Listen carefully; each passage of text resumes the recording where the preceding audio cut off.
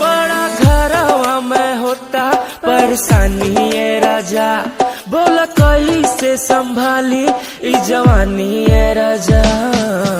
सैया जी सुनी हमरा बात के, कैसे हम मिले आई दिया राम रात तो सुनो सुतल हो बाबूजी घर के दुआरी, तू अंगना के पार कर आवा पिछुआरी, 10 देख चल बुत पार फुलवारी, ए करे जा धीरे चलो पहले बाड़ू साड़ी, आवा कभी जान खरियानी ओरी हो, हम मन करिया तू गोर बाड़ू हो, एक बीता जमीन हम छोड़बे ना करेम, त तहारा के जान बोला काहे छोड़ी हो।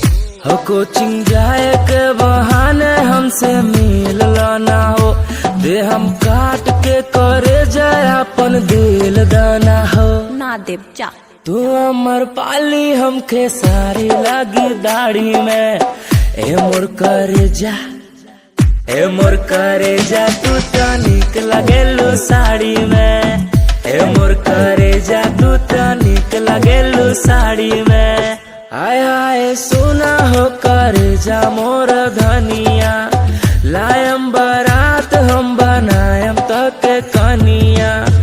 आय आय सुना हो करे जा मोर धनिया, लायम बारात हम बनायम तक कनिया। साइकिल पर घुमा का रखल बाटे गाड़ी में, ए मोर करे जा, तू तो निक लगेलू साड़ी में, ए मोर करे जा, तू तो निक लगेलू साड़ी में।